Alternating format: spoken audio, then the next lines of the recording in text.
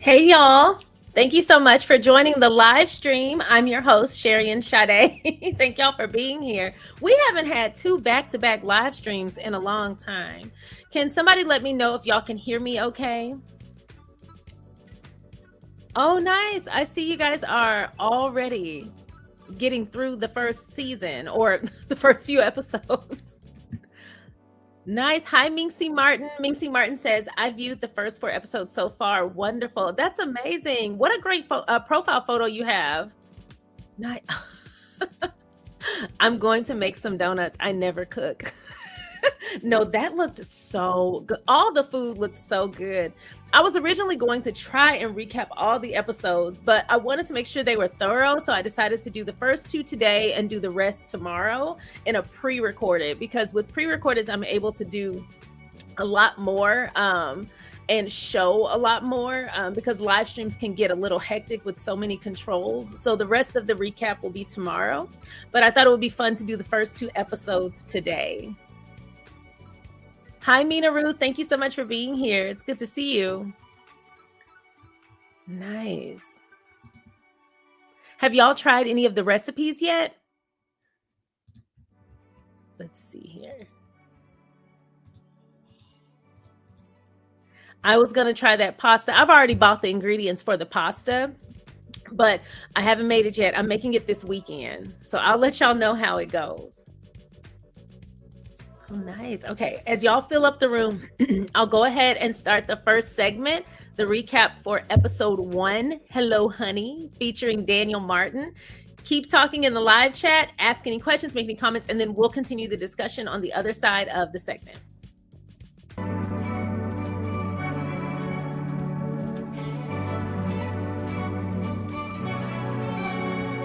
Episode 1, Hello Honey, featuring Daniel Martin.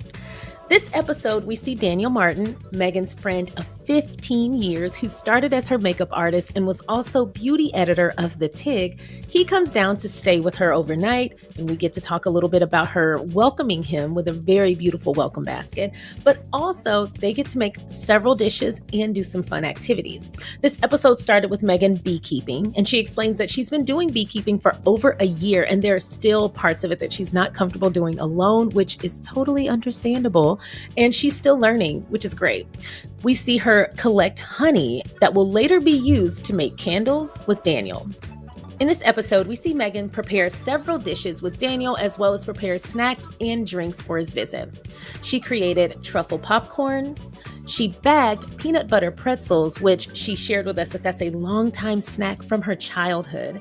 We saw her make coffee for herself and the crew. We saw her create a crudité platter. And then we saw her make what might actually be my favorite dish on the show. I mean, she came out swinging with the single skillet spaghetti. Now, I've noticed something. Meghan is a fan of alliteration because she mentioned it on the show in another episode, but also single skillet spaghetti. That's not for the weak. Say that 5 times fast. She also made honey lemon cake, but they also dubbed it the beautiful on the inside cake. And she actually used honey from the beekeeping as well as berries and preserves from her own garden to make the cake. And then lastly, she made tea for Daniel's allergies to go alongside the slice of cake that they ended the episode with. There was a lot of delicious food in this episode. This episode was filled with amazing activities. We saw Meghan beekeeping and collecting honey, as I mentioned, but we also saw her create this welcome kit for Daniel since he was staying in her guest room, which he said he was ready to go back to his cottage, so that actually sounded more like a guest house. I know that's right. Anyway, in the welcome kit, we saw her include bath salts as well as bath tea bags for things that you don't want in the drain, but you do want included in your bath, which helps you to relax. We also saw her include flowers and snacks. I also want to make a note here.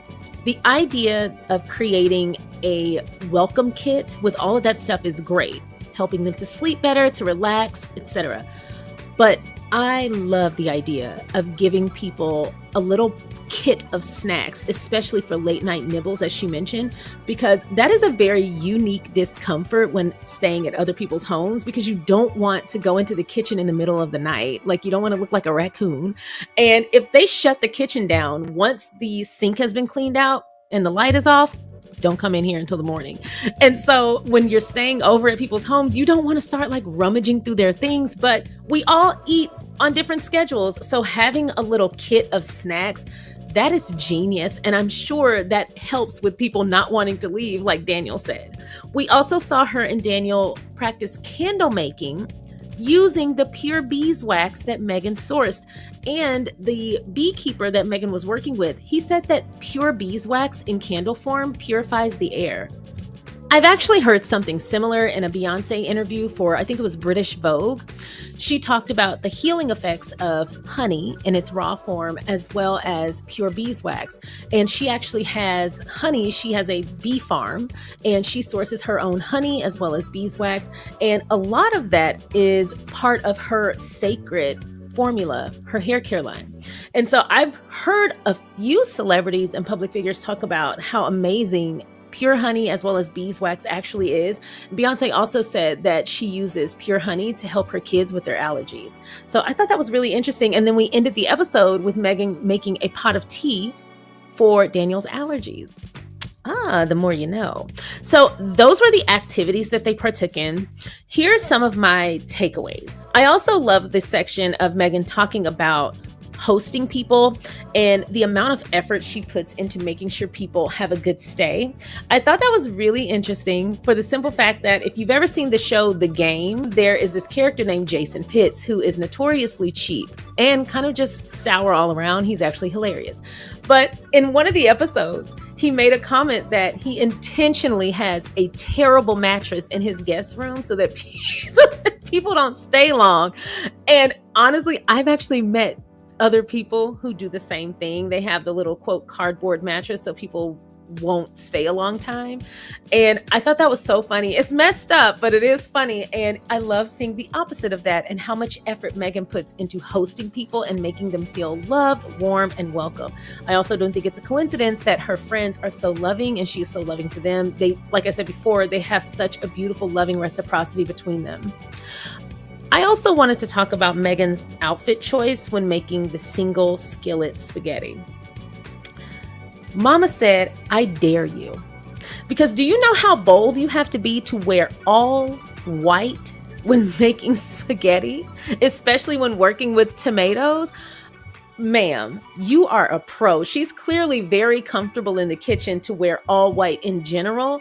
But when I saw her in that outfit and then she said they were making spaghetti, I said, "Spaghetti where? Are you finna change?" And no, she didn't. She actually stayed clean. Kudos to her.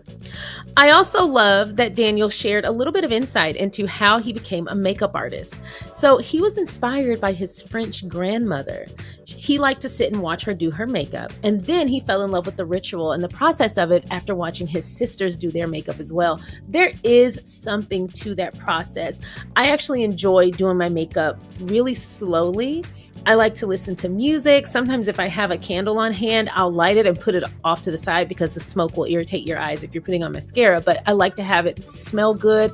And I finally, a couple of years ago, invested in really creating a get ready space where I wasn't getting ready in the bathroom. I went and got a really nice and a very large vanity so I could put all my stuff where I wanted it. I had the proper lighting and I put it in a cool room. It's in the corner of my office because it's the coolest room in the house. And I found putting makeup on a cold face is so much better. For me anyway, it looks so much better afterwards. And I enjoy putting it on once my face is cold. If I'm warm in any way or if I'm hot, I cannot wear makeup. It'll just melt before it even sets. So anyway, I loved hearing him talk about the ritual of it because it actually challenged me to reflect on who I used to get inspired by when doing my own makeup. And that was my grandmother too, my grandmother Margreta. When you make a ritual of it, your makeup turns out so much better. You don't have to believe me, but it absolutely does. So I fully related to Daniel on that note. I also wanted to go back to talk about the pasta. I should just create a whole weekly video where I talk about the pasta one time a week because I'm obsessed with that pasta. That pasta looked so good. And so I bought the ingredients last night and I had them delivered. So I'm going to make it this weekend for my husband and see if we enjoy it. But as I was buying the ingredients, something clicked in my head because you have to make things your own. And Meghan was actually talking about that in the show. Like, do what you want with the recipe, but make it your own. And I'm actually going to do some wood fire grill chicken to go on top of it. And I'll let y'all know how that turned out. I might even do wood fire grill shrimp to go on the side because I love chicken and shrimp and pretty much anything. That's just how I roll. Anyway, I'll let y'all know how that turns out. And if you made any of the recipes in this episode, let me know how they turned out. I also wanted to talk about something that I learned in this episode, using a Ziploc bag as a piping bag for frosting. I know that seems so obvious, but why have I never thought of that? Why have I never thought of that? That's a really good idea. And then, of course, using the frosting on the cake plate to keep the cake from sliding. You know what? I feel like when I learn new things like that, I almost wonder, why didn't I think of that? Am I crazy? But you know what? That's how you learn and you grow, is you collect information and you apply it. So those are some of the things that I took away from this episode.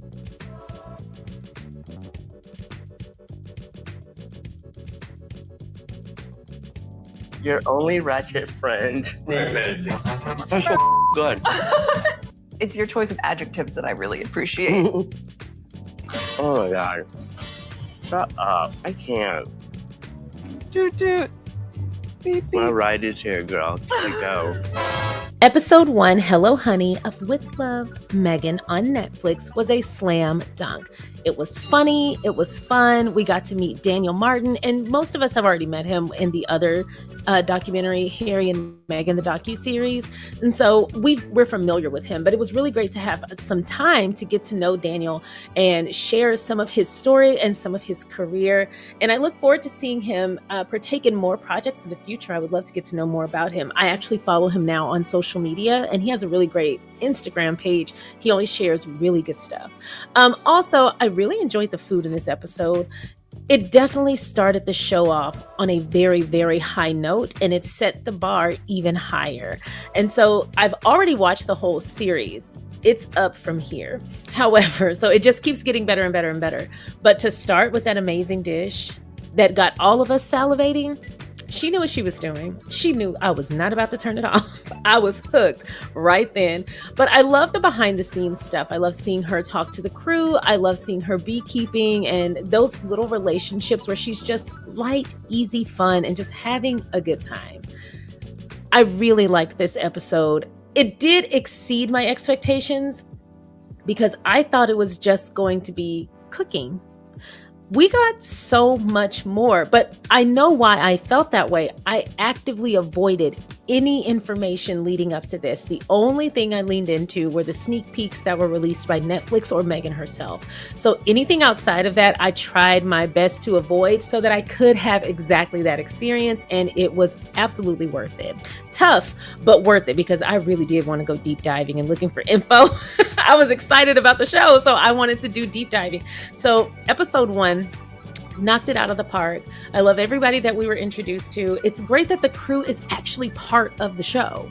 So the crew isn't just working for the show, they're on the show, they're part of the show. And I think that's one of the reasons why the show just feels so authentic and fun. I also love the level of transparency. Meghan said several times in this episode, this is not my house. This is not my house. We have to pack this up because this isn't my house. I brought this over because this is at my house. Like, she was very clear that this is not where she lived. Now, I mean, when you see the outside of the house, you probably know that's not where she lived. We are all pretty familiar with what her house looks like. Their house is practically a castle. It is gorgeous. And this house is beautiful as well, but this house has a purpose. This is not their home, which fine. I mean, I don't get the hubbub, but whatever. But there's a lot of transparency in the show. When I looked down and saw that Meghan was barefoot, I said, oh, mama's comfortable. Mama's comfortable. And that's a testament to the crew and the Netflix group and the Archewell Productions crew for making her that comfortable.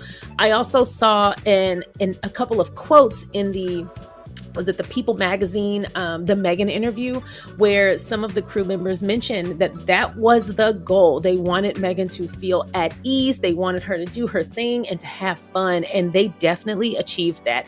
I also love that she started the show off with a personal friend and that it was someone who meant a lot to her, because that relationship definitely bled through off screen. You could definitely tell they had a very, very close rapport and that they were really familiar with one another and they were very comfortable with one another. And you could definitely see that when they were actually eating the food, because you only make those noises when you know somebody for real, for real. Because whenever I go out to eat, I always try to be like cute or whatever. But when I'm at home, I'm like, I know that's right. Like, so, you know, you really get down and dirty when you're at home. And so you could tell that they were right at home with one another. And I think that was probably my favorite part of the episode.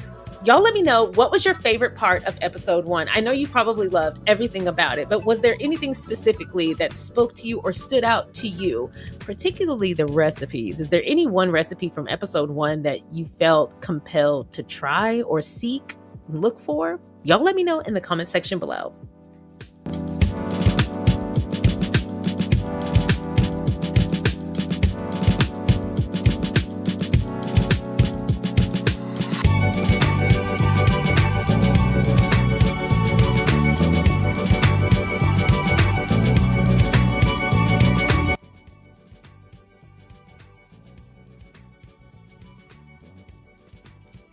So yeah, episode 1 started us off on a really high note.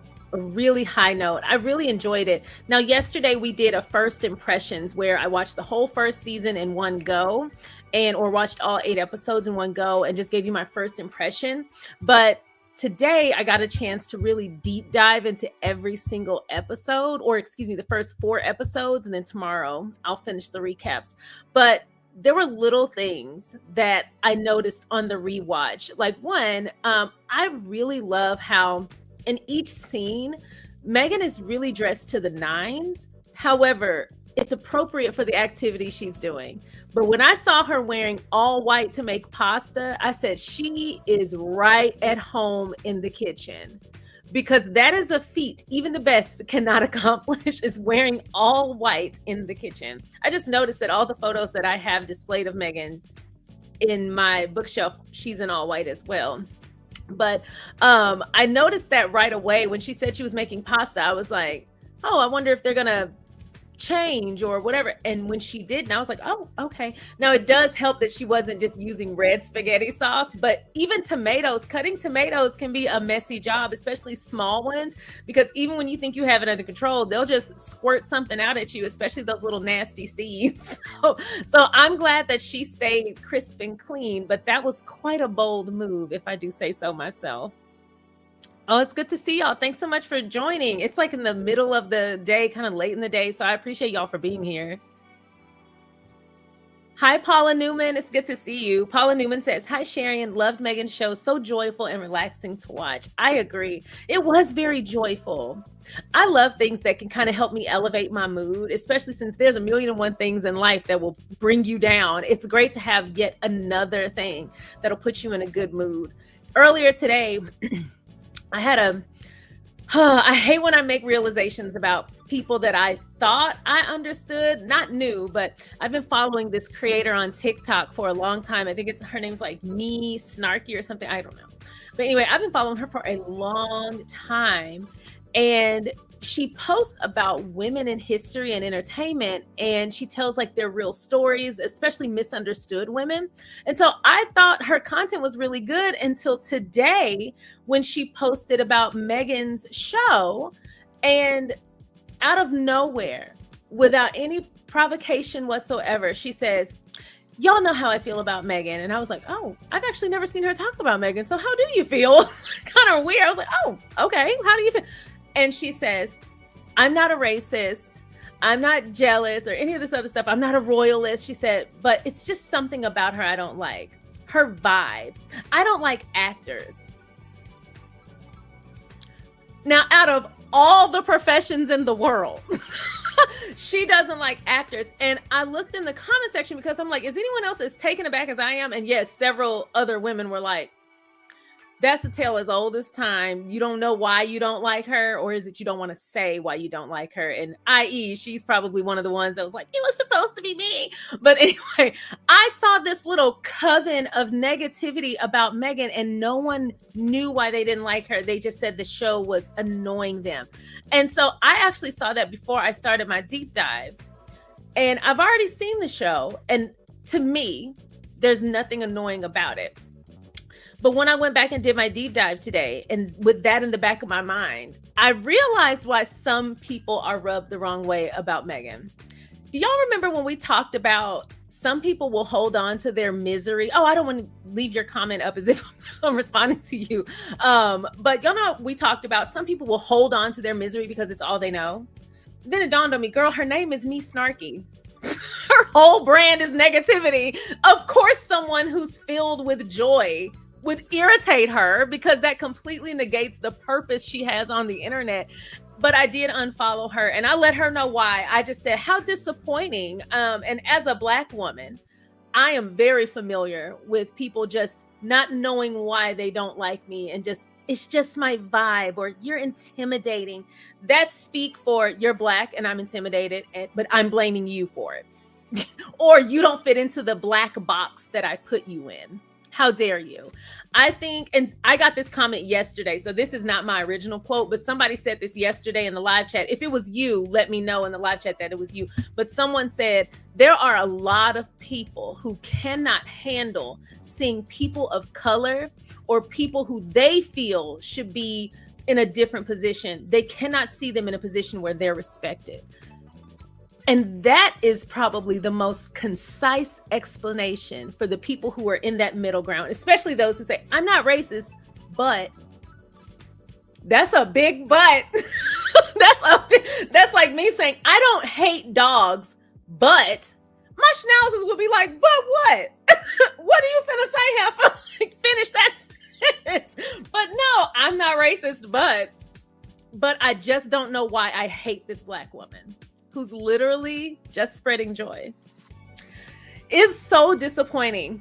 But I'll tell you what it did do, because I haven't had that encounter in a long time, because I have done an immaculate job of weeding out those middle ground people, half and half. I don't know what it is. Those people, I've done a great job of weeding them out. All I see on my timelines is positivity, AKA rational people. And so to actually catch someone who has a huge following on TikTok and for her to use it to do that was really disappointing. But what it did do was put me in a position I haven't been in a long time. It reminded me why I put so much effort into my platform when I talk about these two. It absolutely did. Because my whole channel started off recapping shows and movies and just kind of talking about day-to-day stuff, current events. But like I said before, I wasn't the first squatty or whatever. I was not the first by far. There were already plenty doing what I was doing, but what I'm doing now. But I didn't know that because that wasn't the content I was consuming. And so I just consistently saw negativity about Harry and Meghan. And as someone who liked them both, I was like, am I missing something? Because I wasn't fully invested. I just don't really get into the royal family at all. I thought she was very pretty and I thought she had a really great history and track record. And I thought, what a great asset to the royals. I got up early and watched the wedding. It was on a loop all day. I had it on a loop all day at work, but that was about the extent of my involvement. So when people just all of a sudden started hating her, and by proxy him too, I was like, no, wait, what did I miss? Like I had to miss something for everybody to be on one accord to hate. So I naturally did like 2 weeks of just consuming nothing but content about them. And when I did that, and I didn't even have, I didn't watch YouTube. I just had a channel, but I didn't actually watch YouTube. The only person I watched was Prim's Hood Cinema. That's been my first and the longest channel I've ever followed. But when I did my research and really dug deep, I was so disappointed because you would have had to kick me in the head to get me to believe that so many people just woke up and decided to mob someone for no reason. Well, they have their reasons, but for terrible, terrible reasons. And the reasons people dislike her are a lot of reasons, or some of the same reasons a lot of us Black women go into the workforce and have to deal with what we deal with. A lot of us Black women go and we join gyms and workout crews and stuff like that, workout groups, and we experience the type of energy, what are you doing here? Or do you really live in this neighborhood? I mean, I remember somebody told me they were surprised to see me getting in my car. And I said, well, what do you mean by that? She was like, oh, I'm surprised that's your car. Had this car for a year. What do you mean by that? She was like, oh, I just didn't expect you to walk up to that car. I was like, is something wrong with this car? Did you see somebody at this car earlier? And she was like, no, don't even worry about it. It's those little comments that don't exactly cross the line, but they definitely teeter on it. And you know where they're coming from. A lot of that same "you don't belong here" energy. And I mean, that's not just at the gym. That's not just at the grocery store. That's not just at the community meeting in your gated community. It's not just in those places where people feel should be exclusive, aka exclude you. It's not just those places. It's places I have to be, like at work, with my own employees being resistant to taking direction from someone who they feel should be subservient to them or submissive to them. That's why I fully resonated when people were saying Meghan was a bully, when her staff not only were saying that she was a bully, but then admitting that they had negative and nasty nicknames for her for no reason. I said, how do you admit you were bullying someone while then still calling them a bully? How interesting is that? How does that work? Again, illogical ignorance, but that's an oxymoron. But anyway, the point that I'm making is that I understood. I don't condone, and it's one of the most disgusting things, but it was all too familiar to me when I did my deep dive. It was all too familiar to me, except hers is happening on a global scale. I know how affected I was when it was 2 or 3 people or 1 or 2 encounters a week. I know how that is a distraction. It's a time suck. It's disheartening. It's uncomfortable. I know how that felt on a small scale. When I really sat and thought about how that must be on a global scale at that time, in the thick of it, I was like, at least I can just be one voice in the fray. And one of the most beautiful things that came from me changing the direction of my YouTube to doing something with purpose was that I was introduced to so many more creators who were also doing the same thing. And it gave me an opportunity to support those channels as well. Knowing that those channels, and mine too, are growing means that the audience is growing. It means that people are starting to recognize what's happening to them or what has happened to them, only for them to come out and tell their own story with Spare, Harry Meghan, the docuseries, and their interviews. It was such a beautiful moment and a turning point. And I almost feel like I've gotten a little, I don't even want to say spoiled, because this should be the norm. It's been so long since I've seen that mob mentality that I've kind of detached from why I started covering them in the first place and how nasty and ugly some people really can be to them. I don't know how I've forgotten how prevalent it is, but it seems like I kind of detached from that side of things. So to be reminded of that today was not only disappointing, but all they did was light a whole nother fire in me to continue talking about the positive side of Harry and Meghan, aka the only side to Harry and Meghan. Because I literally asked that lady, if you don't know what it is you don't like about her, how is it that you don't know you like her? That sounds like jealousy. That sounds like insecurity. And despite your opposition to the word racist, sound pretty racist to me. I don't know why I don't like this person. I just know I don't like them. And no, that logic doesn't apply to anyone else. Just her. No, she hasn't done anything. But her vibe. Someone who said chapter of joy. Do you know what kind of drain on society you have to be to hate someone because they're joyful? You know what? Maybe bullying isn't so bad, but let's not bully happy people. Let's not bully sweet people. Let's bully people who bring society down. Where are the mobs who bring people down, who just spread hate, negativity, and misery? We have enough of that. No more of that. And she has her whole platform talking about, and I went looking on her platform before I blocked her, but I went looking to see what else she had said about Meghan. And it was like way before I had started following her. And I saw some other videos too. And I was just like, you've been a hater this whole time. And the same woman who was bashing Meghan, she has a video defending John Mayer, talking about how hot John Mayer is. John Mayer, the racist. I said, oh, I should have known then. And then she made when a lot of people called her out, she made a video apologizing, basically saying she didn't know he was a racist. I feel like everybody knew John Mayer was a racist. I mean, that was a pretty big story for quite some time. So anyway, having that encounter at first was very uncomfortable. Still very, very, very disappointing. Still very disappointing. I just can't stand that people are still in that space. But also, it just reignited the fire. It just reminded me of why I'm doing what I'm doing with my hobby. And I'm happy to do that. But it also reminded me that for every happy person in this world, every person who courageously dares to be happy and spread that happiness, there are 10 more people who are trying to put out their light. And that is very sad. We live in a pretty sad society. But I did report her channel or her page to TikTok for the bullying, because that's exactly what it was. But anyway, I had to share that because I was excited to just recap the show.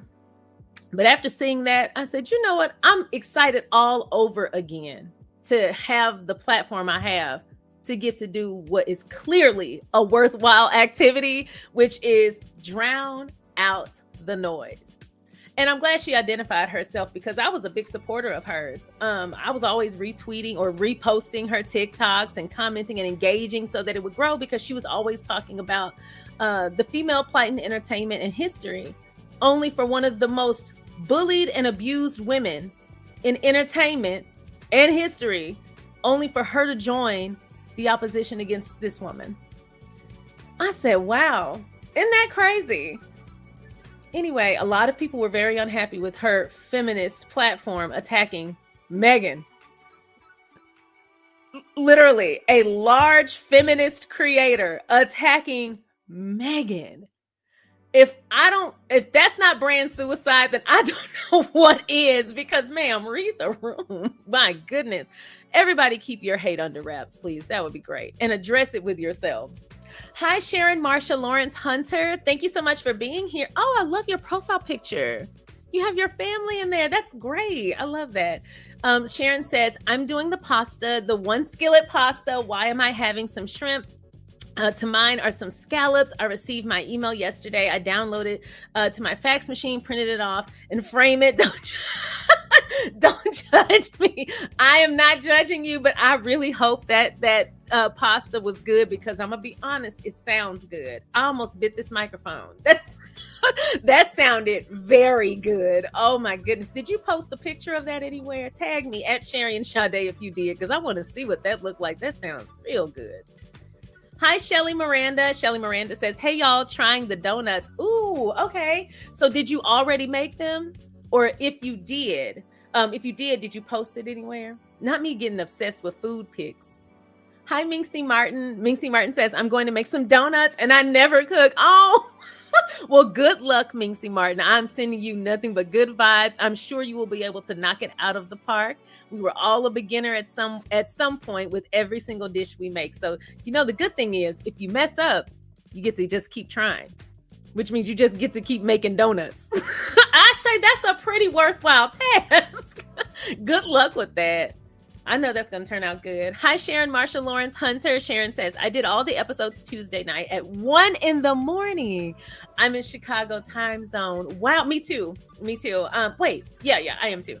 Amazing though. You watched that at 1 a.m? Holy guacamole. It was good. I remember as I was dozing off, I saw Abigail Spencer's Instagram post now streaming, and I wanted to turn it on so bad, but I could already hear my husband deep breathing, and I already heard my schnauzer snoring. I said, if I turn this TV on, they might jump me. So let me turn it off. But I watched it yesterday, and I'm watching it again today. But yeah, it's really, really a good show. Such a feel-good show. I love things that can help put me in an elevated mood. Like I said, I'm a really busy person, as y'all are too. And if you're not conscious of it, you can really get into a state where either you're just completely neutral or into a negative space, or just be completely consumed with the task in front of you. It's important to cultivate joy, good feelings, positivity intentionally, because if you take your eye off the ball, you might wake up depressed and miserable and making TikToks about people who do nothing but spread joy. And who would want to turn out like that? Let me let it go. Well, I was so disappointed. Anyway. Hi, Jay Nicholas. Jay Nicholas says, I tried the pasta recipe. So good. So you already made it. Did you do anything different to it?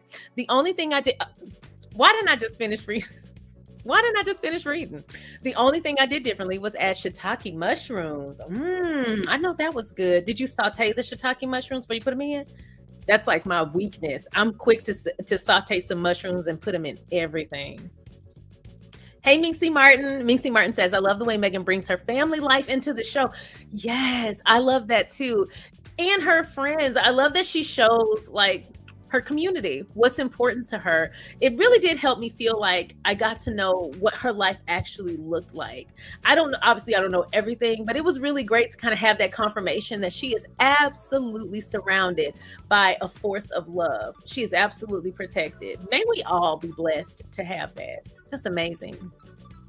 And seeing Guy was tearful. That has been the thing with rewatching the episodes and watching them the first time that has just genuinely touched my heart.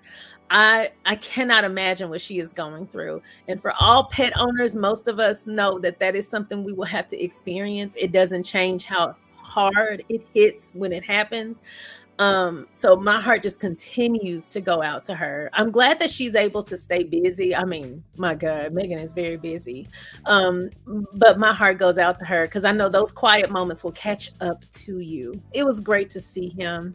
It's great to see him memorialized in this way because we've had pictures and little things showing Guy before, but to see him so much in the show in the first season, that touched my heart. I'm so glad it happened that way. Black Queen, hey, thank you so much for being here. And thank you for the super sticker. I really appreciate that. Thank you. Let me get some more comments, you guys. I done scrolled down too fast. So let me get some more of you guys' comments before we get to the season 2, or the season, hopefully, but episode 2. All right, let's see here. Yes. Hi, Minxie Martin. Minxie Martin says, I just love Meghan's fashion in the kitchen and hiking. Yes, that's the thing. We haven't gotten there for the recap yet, but yes, I noticed that too. How do you look good hiking? Man, if y'all could see how I look when I'm doing anything fitness related, you would be like, oh my. I have a theory. If I can look as busted as possible, I'll just go really, really hard in the gym. I had a moment where I was one of the like cutesy gym girls. I was wearing the little matching sets and I would do my hair in a real cute bun. And I would go and I would work out really hard. I wouldn't wear makeup or anything, but I would get into like a cute little workout. And I noticed the difference in my mindset. When I go and I look rugged, when I look like something that fell out of the back of a truck, I really get the most out of my workouts. So to see Meghan and Delphina hiking up that hill looking fabulous, they look like an ad. Anyway, everybody ain't able. They look beautiful. Hi, Gwendolyn Daniel. Gwendolyn Daniel says, I loved all of Meghan's clothes. They were beautiful. Yes. She has such good fashion. I know that she's done fashion stuff before. She had that line with Reitmans. We know that she goes to New York Fashion Week, stuff like that. But I really hope at some point Mama gives us a fashion line or just does capsule collections with established brands that she likes because whew, I love her outfits. It's also really difficult when you dress well and you dress to the nines, like top to bottom, you're in a full outfit. It's really difficult to make those outfits appropriate for every setting every time, because sometimes you can be a little overdressed and sometimes you can be underdressed or whatever. Well, rarely, but Meghan always nails it with propriety based on the activity she's doing. That takes a lot of intention. She's very good at that. Hi, Tanya Banton. It's good to see you. Tanya says the one pot pasta and shortbread cookies with flour sprinkles. Oh my gosh. Those flour sprinkles have sent the internet into a tizzy. Everybody is going to get flour sprinkles now. Did y'all see that on social media? I'm on Threads. But if you're on Twitter, I don't know if it's happening over there, but everyone is talking about flour sprinkles. This is the first time I'd ever heard about flour sprinkles. But I'm definitely going to be looking for some. If y'all find some, let me know where y'all found it. I'm in Dallas, Texas. If you know where y'all can find some, let me know so I can go over and get some too. I know that's right. Meghan Sussex. I know that's right. I love it. I absolutely love it. Hi, Stevie Rose. Stevie Rose says, hi, SharionSade. Hey, you look hydrated and flawless. All right now. I know that's right. That's how I want people to say hi to me from now on. Anything else is unacceptable. I always love how professional your videos look. Thank you. So that is a big compliment because for those of us who've been here in the beginning, we've come a long way.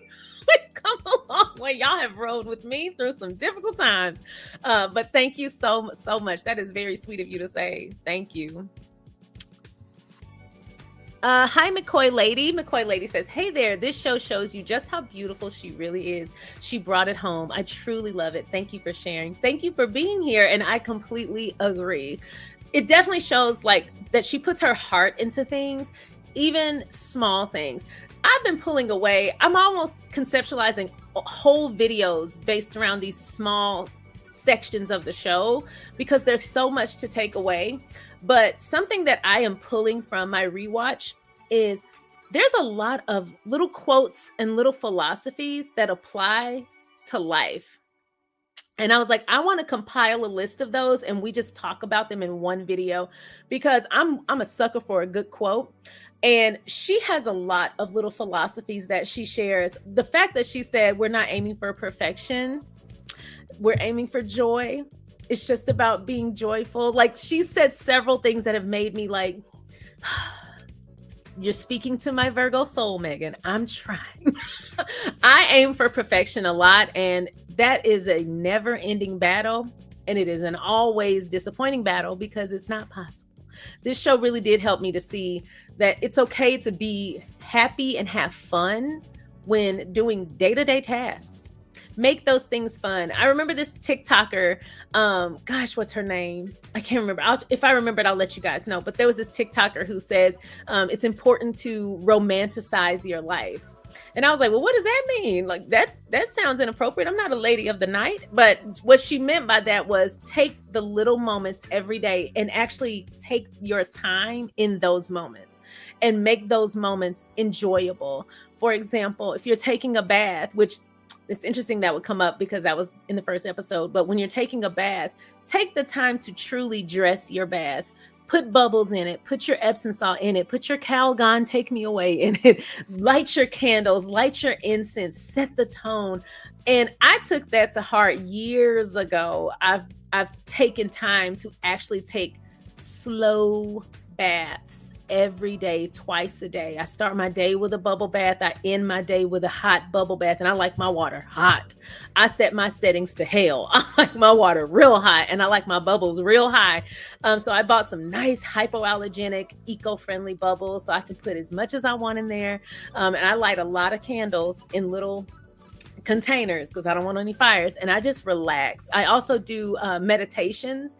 There are these bathtub meditations. So after you've done bathing, then you sit back and you do the meditation. They're on TikTok and they walk you through letting the day go and easing into your night.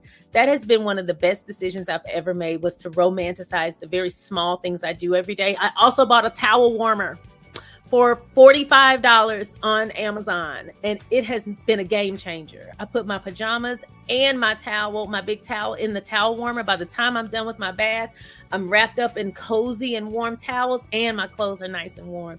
Just those little small things. $40 has truly changed a lot. But yes, it was good seeing how happy and enjoyable? She was joyful, how joyful Meghan was throughout the show, but also how joyful her community is.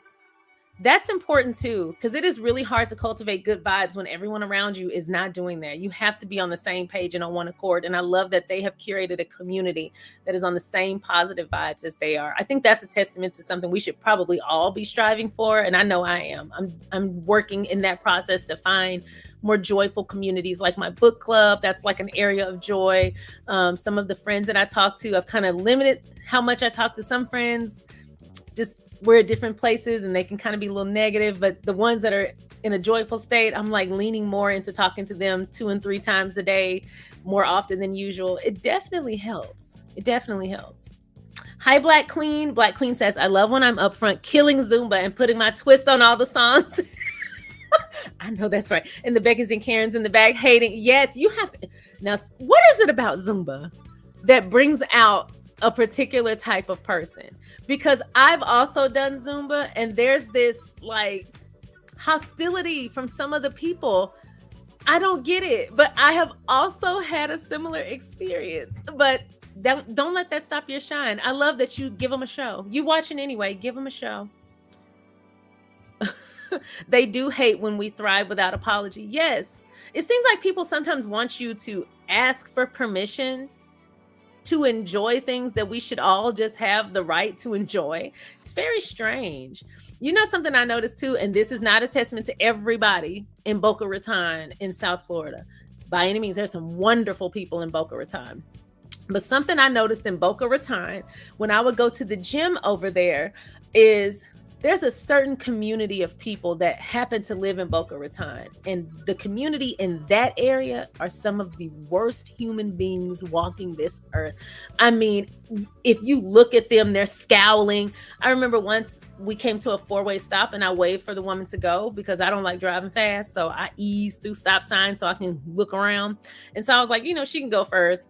And I waved at her and she was like, you go. I don't like people telling me what to do. So I'm just as petty. I was like, you go. And so she was like, you go. And my husband said, do you know this lady? Because we're just pointing. But I was like, it's like she didn't want me to give her the right of way. Like, it seemed like it bothered her. And another time I was leaving LA Fitness, I'm walking out the door. I open the door and this woman skips up as if I'm holding the door for her. Like, I'm not a whole woman myself. This woman really thought I was opening the door for her. I said, excuse you. And just, like, I'm not the help. Like, my goodness. Yeah, that tension is real. And I felt that when I looked at that TikTok. I immediately recognized what it was. Her little people were mad at me when I commented. They've been attacking me on TikTok, but they don't know I don't look at my notifications. So they screaming into the void. I was like, I don't care. Y'all will be okay. Black Queen went on to say, so they are worried about Meghan having her watch on while she cooked. Cannot take her cursed blue blood ring off when she was fake cooking the other day. First of all, I cook in my again, they are creating things to be mad about because I have to be honest, I cook in all my jewelry. I've never heard of not cooking in your jewelry. You just keep your jewelry clean. Like, they are making up stuff. I cook in my wedding ring, my watch, my jewelry. Like, that's not a real thing.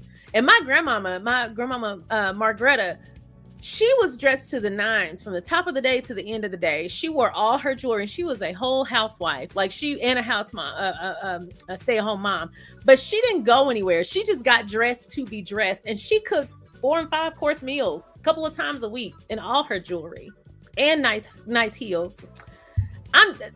You know what? People be telling on themselves.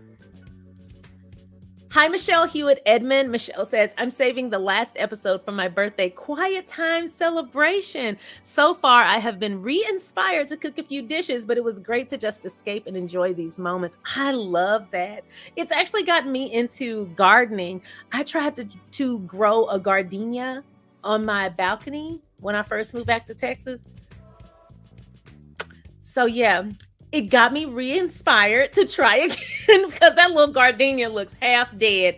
It didn't look real. The maintenance man came over and they were fixing something and he was like, is that a real plant? And I was like, unfortunately, it was. And he just laughed and left. He didn't offer me no condolences.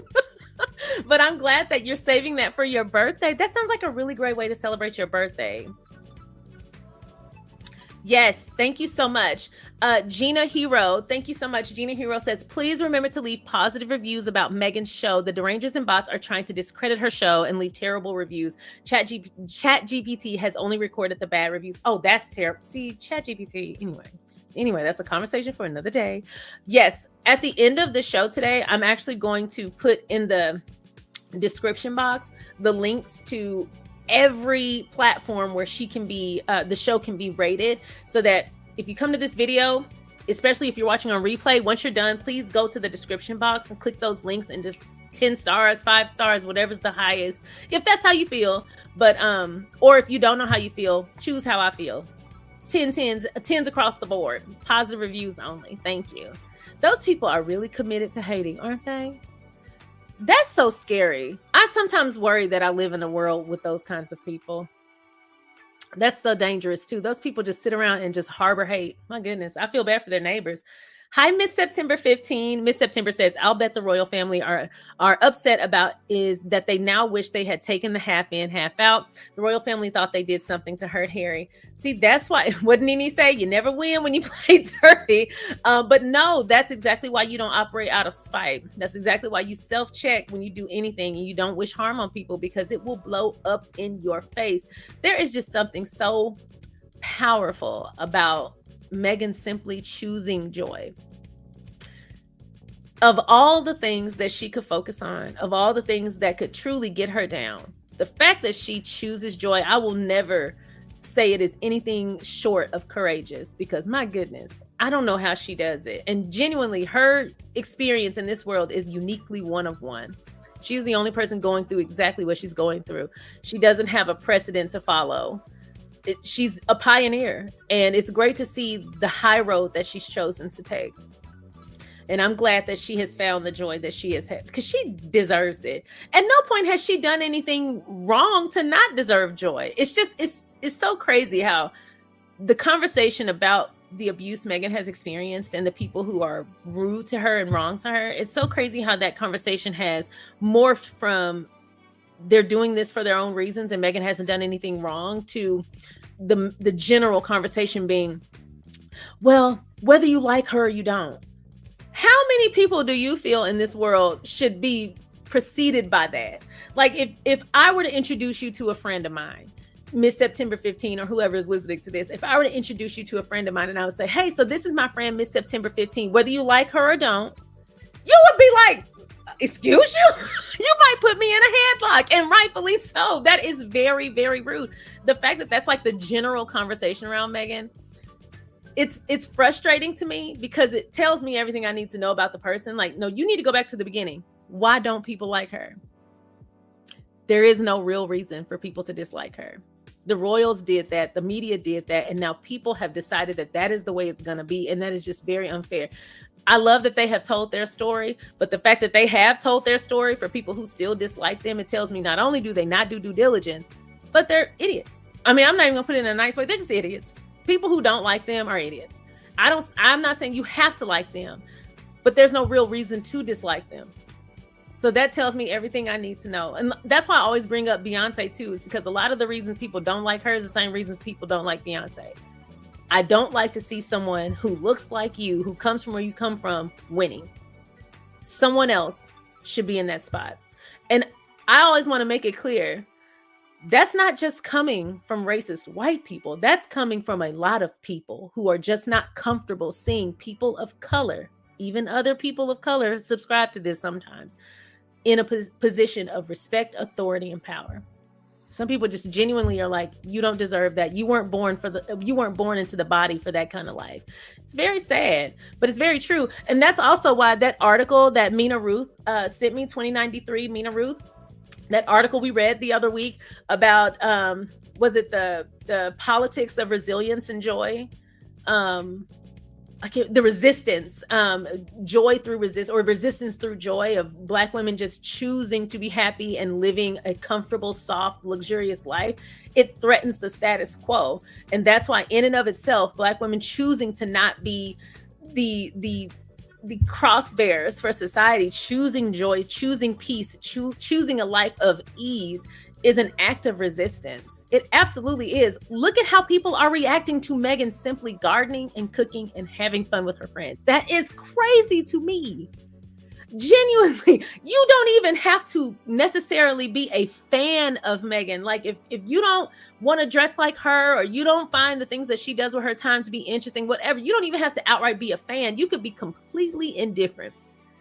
And you still can't look at the situation and say it makes any sense. Why does someone experiencing joy bother so many people? And the only people it bothers are people who don't have any joy themselves. That's the one thing they all have in common. They don't have any joy themselves. Hi, Robin Hyde. It's good to see you. Robin Hyde says, hello, Sharion. I finished all episodes today and really enjoyed everything in the show. The music, the scenery, the guests, and the recipes, as well as the fashion. Absolutely. So I have a video coming soon where we're just going to break down the fashion. I'm so excited about that, but I'm saving that last because there's just so much to dissect about the show. I mean, there is a lot to take in.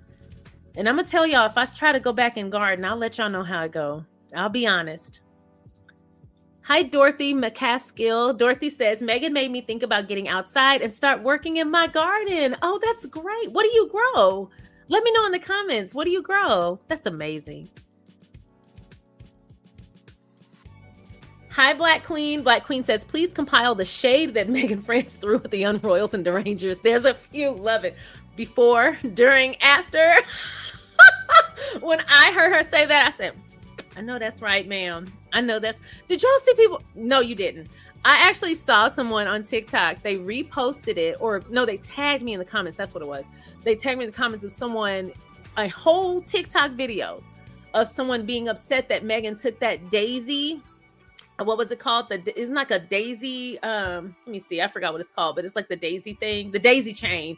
And she just did this because, you know, flower crown. That's kind of what kids do, especially little girls at birthday parties. She put the flower crown up. She didn't put it on, but she put it up to kind of like give an example of like what people would do with the daisy chain. And somebody had a whole TikTok video about she's trying to pretend to be royal. I've never heard of somebody pretending to be something they already are. That's like saying Sharion is pretending to be a Black woman. The nerve of her. Sharion is pretending to have drawn on eyebrows. Like, I already do those things. Like, I already am that. Like, I don't have to pretend. So the fact that they're like, she's trying to pretend to be royal, the people get on my nerves. But yes, I like that idea, Black Queen. Let me get to work. I like that idea. Yes, everybody. I love that idea. People have really shown themselves. Don't they always? Don't they? The people have really shown themselves. Just make it easier for me to know who to block. Hi, 1111. It's good to see you. 1111 says, hey, Sharion, I'm always catching your lives late. That's okay. You welcome. Come on in. And yes, there is no real reason people don't like Meghan. And some unhinged people will believe any conspiracy theory about Beyonce. Yes. I've had some on my channel. Somebody approached me and was like, why are you supporting Beyonce when her and her husband go down? I'm like, first of all, Beyonce has not been accused of anything. And one thing that I am so happy that her husband is doing is he is not taking false allegations lightly. Real victims are not even believed. So when you come out and you falsely accuse somebody of something, that sets real victims back. That sets real victims back. Their plight is that much harder because someone else who had an opportunity for a payday took advantage of the system and now set everybody back. And it shouldn't be that way in the beginning. We should always believe victims from the onset. And I actually subscribe to that. As soon as somebody shares their story, my first order of business is not to discredit them. My first order of business is to support them.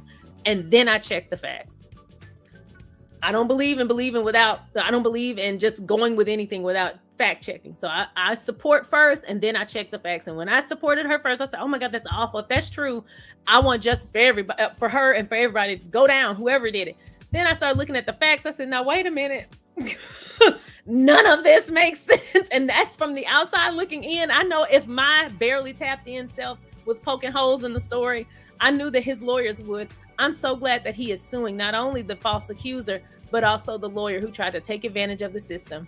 I'm glad more people need to do that because we do need spaces for real victims to come out and share their story and be believed and get justice.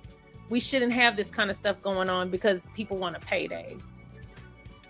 Anyway, hi, SKT. It's good to see you. SKT says every Black woman who has had to exist in so-called white spaces knows that it just takes one angry, jealous person to start a hate campaign against her that can make that experience awful. Yep. I told you I worked at a company for 2.5 years. This company called Andy Sprinkler.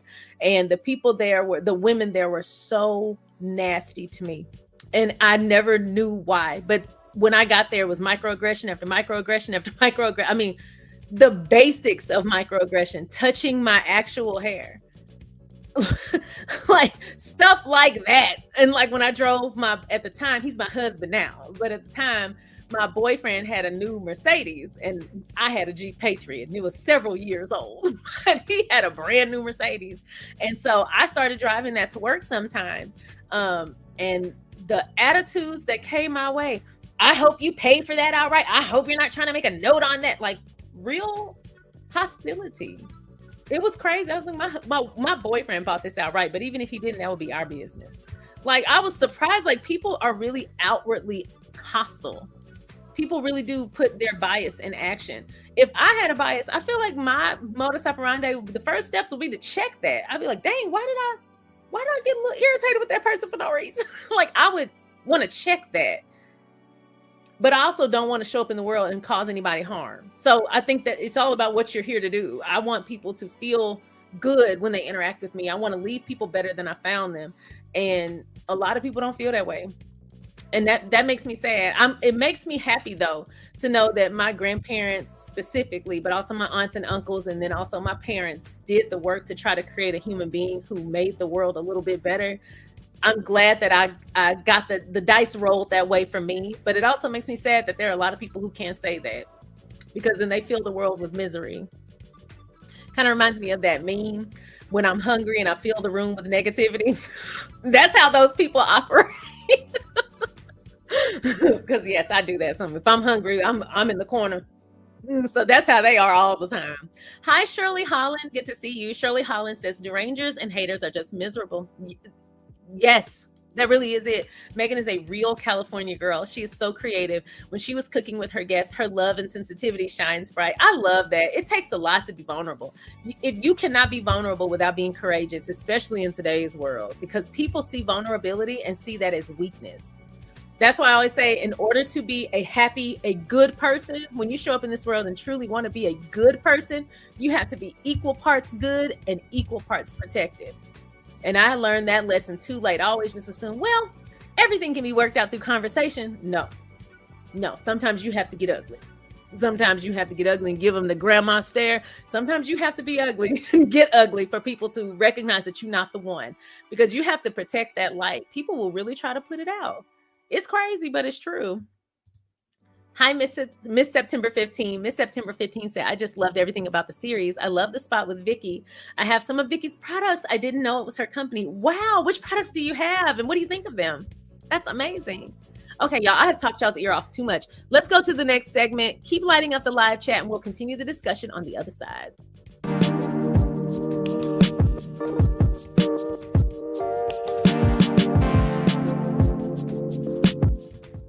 Episode 2, Welcome to the Party. This episode featured Mindy Kaling. Everybody knows who she is. She is a multi-hyphenate and has been for over a decade, possibly even 2 decades now.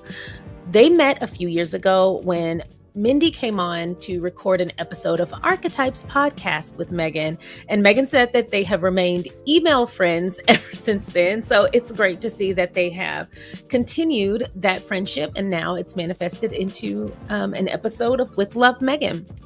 So in this episode, we saw several prepared dishes, snacks, and drinks. So we saw Meghan prepare coffee. We saw her prepare a frittata with bacon and slow roasted tomatoes on the vine, which, oh, those look so good. We saw her create the fruit parfait really quickly, might I add. Of course, we saw her make the nectar Bellini with Mindy. And then this was such a cute moment. They made mini kids sandwiches. They were all assorted, but they were in different shapes. And the flavors were, or the sandwiches were, peanut butter jelly, ham and cheese, and cucumber and cream cheese. And then for the adults, Meghan made crostinis, which were also in a garden theme. There were ladybugs and butterflies, or should I say ladybirds? We'll get there. We also saw Meghan make the fruit rainbow, which is a fruit platter in the shape of a rainbow. And then they had a garden tea party with fresh mint tea. In this episode, we also saw several activities. Meghan made a balloon arch. We saw her prepare the gardening gift baskets for the kids, or gift bags for the kids. We saw the tea party with Mindy in the garden. And at the end, they made daisy chains. Well, Mindy did her best. She has other strengths. Now, some of my takeaways for this episode was I loved how we opened up the episode with Meghan in her garden, sharing the berries that she was picking with the crew as well. And they all seemed like they were really good. But while picking berries, there was a moment where she talked about making memories for her kids and being really intentional. She has a lot of wonderful memories with her mom coming home from school and the smells of preserves, and she wanted to recreate that. And I thought it was really sweet for her to give us a little bit of that insight. But I am in a place right now I am really, really, really loving the amount of intentional parenting I am seeing people share on social media. Now, I will say this, you don't know 100% of what people are going through, et cetera, et cetera. People be fake online, blah, blah, blah. But I love that so many people are sharing content that shows how intentional they are being with their children, and many of whom are millennials as well. And I love how, because I'm a millennial, and so I love hearing the stories of people breaking generational curses. And we see that here. Now, something Meghan took away from her childhood, which she describes as wonderful, is, of course, all of the lovely things she did with her mom, all of the wonderful things that she did with her teachers, which we got a little bit of that. But these memories, for example, the preserves and smelling the preserves. And she also talked about mom meals and things like that. But something she mentioned in the episode was that she was a latchkey kid. It's just a fact. She wasn't complaining or, slamming on her mom or anything like that. I mean, you got to do what you got to do. But she was a latchkey kid and she ate a lot of TV dinners. But I love how, as a mom herself, she's actually kind of changing that to where her children are not latchkey kids. She devotes a lot of time to being present with her children, and she makes the majority of their food. And she's very intentional about their experience, even down to eating, like what they smell, what they see. She mentioned here that she's very conscious of the 5 senses and she likes to create full moments. What lucky children. And she's not the only one. It brought that to mind because on TikTok, I'm seeing a lot of people talk about how intentional they are being with parenting and some of the very small things that they're changing that would have meant the world to them. And that is the point. And before any parents get upset, I know people can be really hard on parents. Parenting is very, very hard. It's the hardest thing you're ever going to do. And I am never going to attack parents. There's some great parents out there and no one is perfect. There are no perfect kids, no perfect parents. So I want a disclaimer there. I don't want anyone coming here to defend their parenting. I'm not attacking you. But something that I love is that with every generation, we take a look back and say, this worked, this didn't, let's improve moving forward. And then the generation after them continues. And what we get is happier bloodlines, happier family members, happier children, happier generations as we go, because that's the point. And so hearing Meghan talk about how intentional she is about what her kids see and smell and experience and taste, it brought to mind all those TikToks of people basically talking about the very small things that they've changed that mean the world to their kids. For example, one woman said her child spilled milk while making a bowl of cereal after she told her to wait. She's like, I told her, wait for me. And she wanted to do it herself and she spilled milk everywhere. And she said, luckily, I was able to grab it before too much fell out, but it did get all over the counter and it got on some papers. It was a mess. And she said, instinctually, she just said, it's okay. Why don't you help me clean this up? Grab a towel. And she showed her how to clean up big spills and how to do that in a way that it doesn't make the spill worse and you're not running through paper towels. And she talked about that and how to go back over it with all natural cleaning solution to make sure it doesn't stick and disinfect the counter. And she said afterwards, it was just like a little small blip. And she said on her way to school, while she was on her way to drop her daughter off from school, she thought about that moment. It was a really quick moment. She didn't think much of in it. But afterwards, she thought about when she was little and she spilled orange juice on the floor and how her parents reacted by screaming at her and telling her to get the hell out of the kitchen, and they would clean it up and they were cussing. And that is not a unique story. And it seems small because everybody has their moments, but I loved how she shared that very small story to say that was just one small thing I've changed is how I react to accidents and mistakes, because kids learn through accidents and mistakes. And she said one of the things that she noticed was she was so eager to be independent. So now I have a very small spill-proof pitcher with milk in it. So every morning now she can pour her own milk. And I know that is such a small thing. And yes, you would find a solution to the problem, but I love how she recognized her daughter's intention. She didn't burst her confidence. She helped her clean it up and taught her something in the process. And she made her feel safe. It's just those small things. As we go, we get better. And so when I was watching this episode, it brought to mind those TikToks that I've been seeing of everybody kind of sharing those little small changes that they're making. If you know of any, feel free to share. It's such a positive trend, and I love trends like that.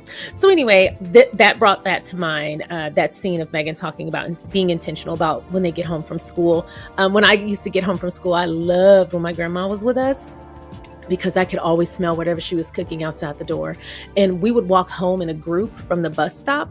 And so when we would pass my house and I was walking up, everyone could smell what my grandma was making. And they'd be like, "Oh, Sharion, what you got in there? Bring me a plate." Nope. See y'all tomorrow.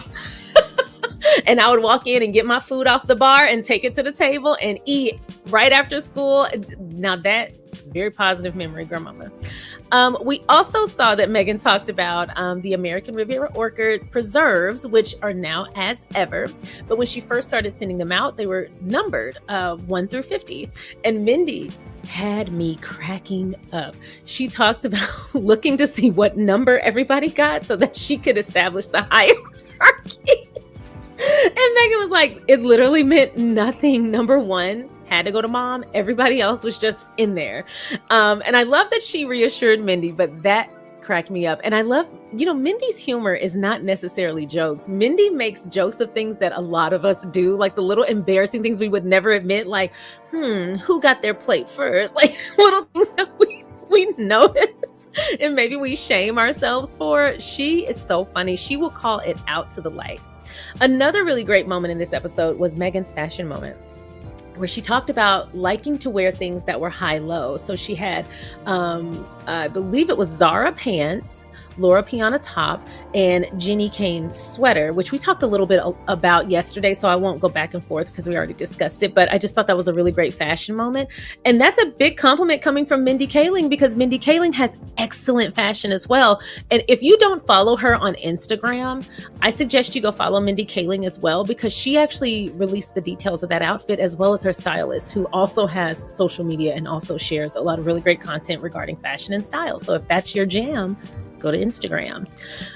We also talked about yesterday, but I'll touch on it again, the really great moment where Meghan got to establish what she prefers to be called. That is a very common conversation, even within the squad, where some people are like, don't ever call her Meghan Markle. And some people are like, well, she doesn't seem to care because she never brings it up. And I am of the mind, if it's in an article, I'll try to correct it if I see it, because I've never heard her refer to herself as Meghan Markle since she's been married. As a married woman myself, that was kind of already a clue of what she preferred. But also, I'm also not mean to people when they made the mistake, because at the time we could assume, but at the time she hadn't really made a big declaration about it. So I love that she had this moment to not only state what she prefers, but why. She didn't have to tell us that at all. She could have just said, I am the Duchess of Sussex, you get over it. She would never, but she could have just said what she wanted and let it be that. But no, she said what she preferred, and she said why. And it's such a sweet reason, but I'm going to be honest, I love that that's her reason. But Meghan, just for the simple fact that you got married and that was the name and title you were given, you have the right to be called what you asked to be called, because that is who you are through and through. And so I love that moment. And I also want to call attention to the very important response. Mindy said, "Now I know." And she corrected it. It wasn't a big thing. She didn't get defensive. She didn't argue with her. She didn't debate her about her own name. She said, "Well, now I know," and moved on.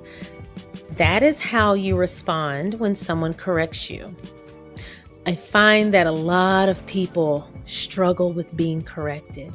And I think I know where that comes from in some instances.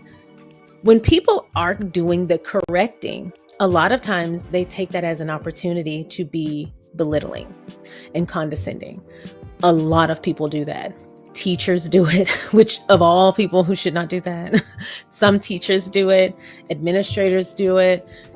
Employers, managers, trainers. I've even observed corporate trainers being like that, saying something along the lines of, we already went over that. And we already talked about the value of learning training as a skill before you try to teach someone something.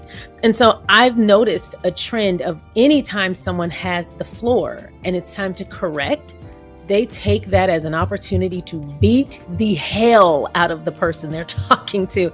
And it is the worst possible way you could respond to someone when correcting them. Now, I'm only speaking of corrections that were minor infractions. If someone is intentionally calling you the wrong name or whatever, someone's doing something maliciously, you have my permission to respond to them however the heck you want to.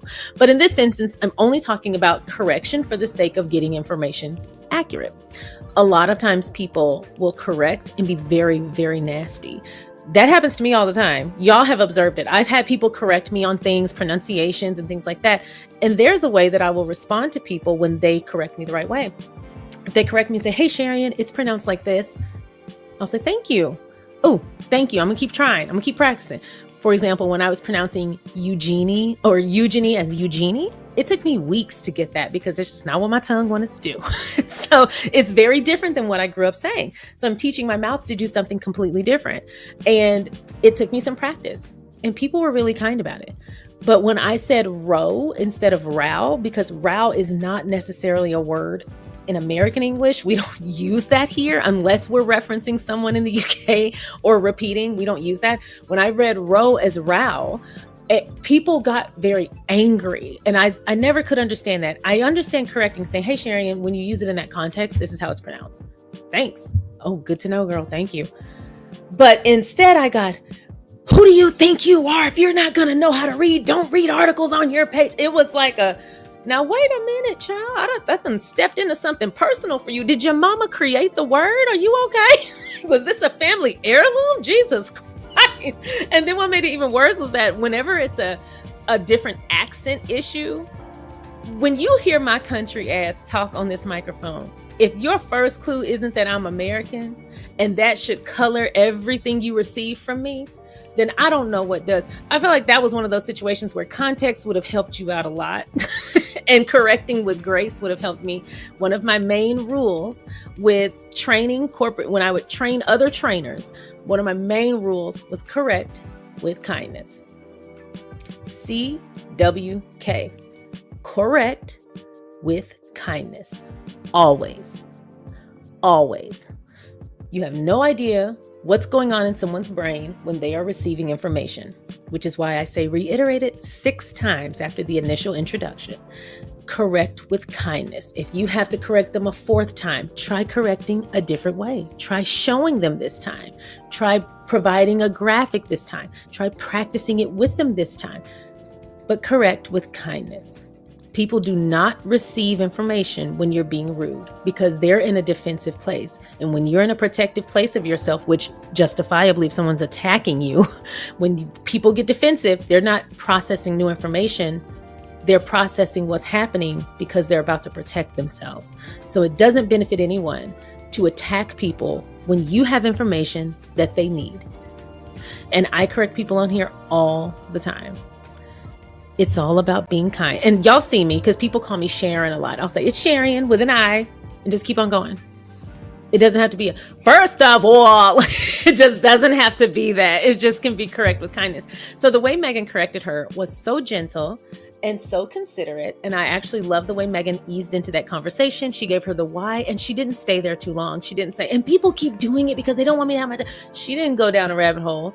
She just corrected her friend and her friend received it. I saw several conversations on threads where people were kind of making it into something. They were like, did y'all catch that Meghan corrected her and left it in the final edit and blah, blah, blah. And it was kind of hostile the way they reiterated the interaction. And I said, that doesn't really do Meghan any good.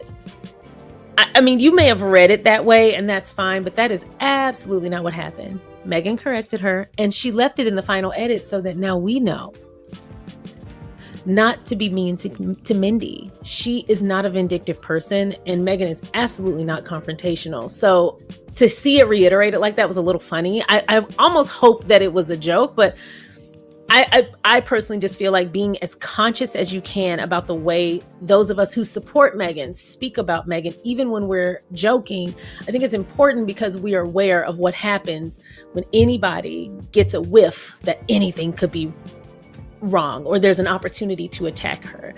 And that's one of those moments where Mindy has her own fan base. I would have hated for someone to read that who didn't see the show or someone to read that and get that impression and then think Meghan was rude to Mindy or took that as an opportunity to belittle Mindy, because that's certainly not what happened. But Mindy's response was the way you respond when corrected with kindness, is you say thank you, or thank you for letting me know, or I will change it. You don't get defensive. You don't get mean.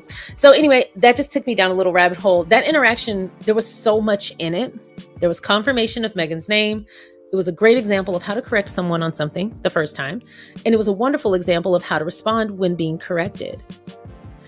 Neither of them got defensive. Neither of them got hostile. And unfortunately, that is unique nowadays because you can't correct people anymore without people getting defensive. And again, I understand that because so many people have taken that as an opportunity to attack. So people get anxious and get ready to rumble whenever they're getting corrected, because the trend right now is to be as awful as possible to people. So I just think we should all take our foot off the gas a little bit, back away, take our hand off the trigger, and everybody just ease back into communicating with kindness. And this was a great example of what that looks like.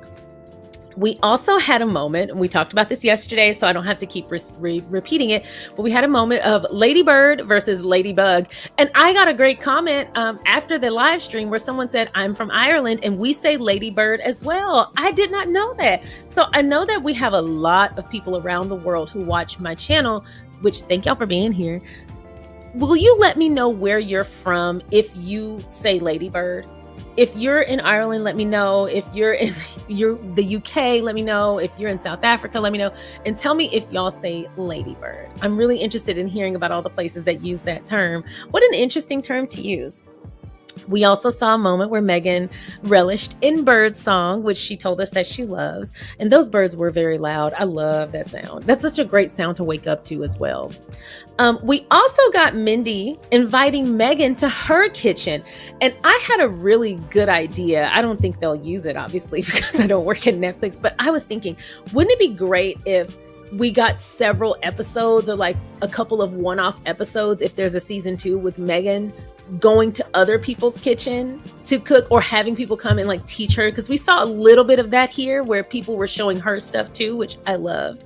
But Mindy's invitation really got me to thinking, and I thought, how fun would it be to see Meghan go and make a traditional meal for Mindy, because Mindy was describing making traditional meals for her parents. And I thought, what a fun segment that might be in the future. Also, I love the alliteration of Mindy and Meghan, or Meghan and Mindy. Could I see a weekly tea party show on Netflix talking about current events or entertainment or what have you? I think I can. There's so much there. And then there was a lot of funny moments. I can't even describe them all, because then I would just say rewatch the episode. But some of the ones that stood out was, first, Meghan making bacon and saying, my bacon brings all the boys to the yard. Mindy Kaling judging people by the number on their jam or their preserves. I also loved the moment where Mindy hemmed up Harry fictionally by saying, it a bug, which we talked about yesterday. But I just thought it was so funny. She said, I'll say it to his face. She had Meghan in stitches. That was so funny. I also loved the moment when Mindy Kaling responds to Meghan. So Meghan is talking about undersalting Harry's food because he will add salt no matter what. I'm the same way. That's why my ankles were puffed up for a long time. I told y'all. But I could see a grain of salt and my ankles would balloon up like a pool inflatable. But Harry likes oversalted food. And so she undersalts so that he doesn't go too far. And Mindy goes, I like knowing that your husband likes it salty. And the way Meghan just popped that champagne and winked, oh my gosh. That little exchange had me laughing. Very, very funny moment. And then lastly, Meghan talking about making gift bags for children. And she was talking about the value of giving them an activity to do, something fun to take away, especially so they can play with it in the car before they pass out when they get home. And she said, you know, the one thing that will also keep them distracted is sugar. She said, but when you send kids home with sugar, their parents will call and say, hi, and why? No, honestly, I could totally see that, because sometimes, you know, people will give your kids stuff and they'll be bouncing off the walls. There's this episode of King of Queens when Carrie and Doug gave Kelly and Deacon's kids coffee.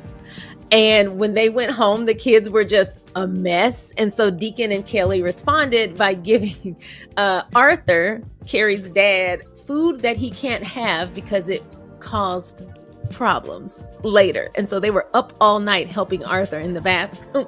And it became a back and forth war where they were giving each other's dependents things to disrupt their household. It's a very funny episode. But anyway, yes, when you send kids home with things that they should not be having, the parents will absolutely call you, which is why I love buying my niece and nephew, especially my nephew, little instruments for Christmas, like the time I got him a drum set. Anyway,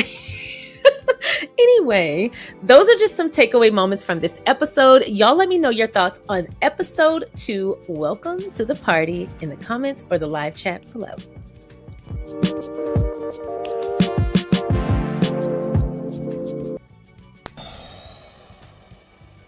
I just wanted to take a super short break to say, if you have not already, please don't forget to go ahead and like this video, subscribe to the channel, and if you are interested, feel free to participate in the live chat going on now, or feel free to leave a comment if you do not wish to engage in the live chat.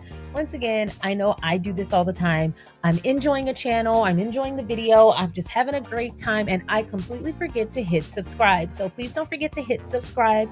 Don't forget to comment if you wish, and please don't forget to hit that thumbs up button so that the algorithm on YouTube knows that you like my content. Now, let's get back to the show.